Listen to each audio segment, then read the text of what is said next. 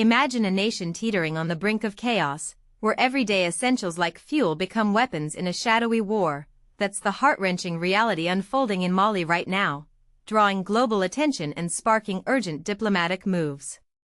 But here's where it gets controversial. Is the U.S. commendation of Mali's military leadership a genuine show of support, or a pragmatic nod to a regime with a troubling human rights record?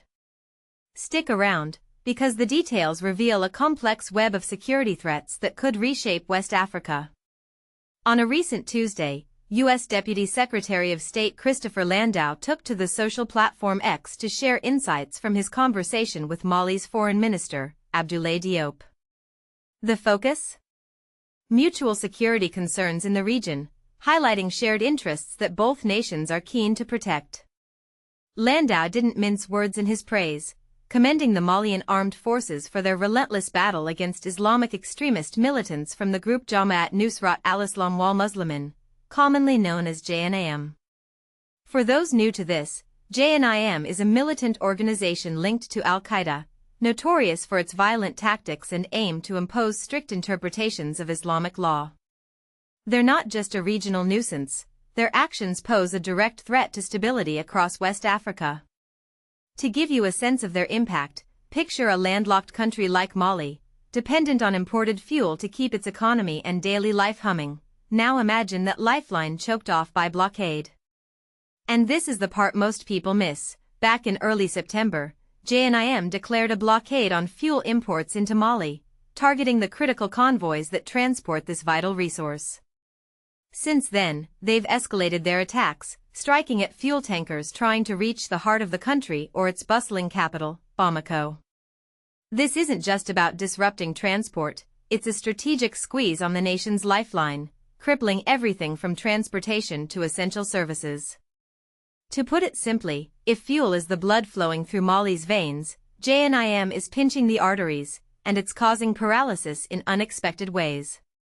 Just last week, the U.S. State Department issued a stark warning, advising non-essential U.S. personnel and their families to depart Mali immediately due to heightened safety risks. This comes amid growing pressure on the Malian government from these insurgents. With the blockade now stretching into its second month, Bamako, home to over 4 million people, is grinding to a near halt, turning up the heat on the military rulers. Experts are sounding alarms that this could pave the way for JNIM to push further, potentially seeking to enforce their ideology across the entire nation. Security analysts offer a cautious view. JNIM has been lurking within about 50 kilometers, roughly 30 miles, of Bamako for months, yet they seem to lack both the will and the firepower to capture the city outright, at least for now. Remember, they launched a brief but failed assault on the capital last year, which serves as a reminder of their ambitions. But let's not underestimate the long-term threat. A JNIM takeover, even if remote today, would be catastrophic for Malians, evoking fears of enforced restrictions that echo authoritarian regimes elsewhere.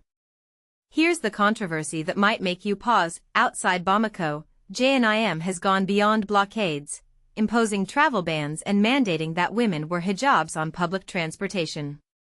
This raises eyebrows about cultural imposition versus security measures. Is this extremism masquerading as enforcement, or a desperate bid for control in a fragile region?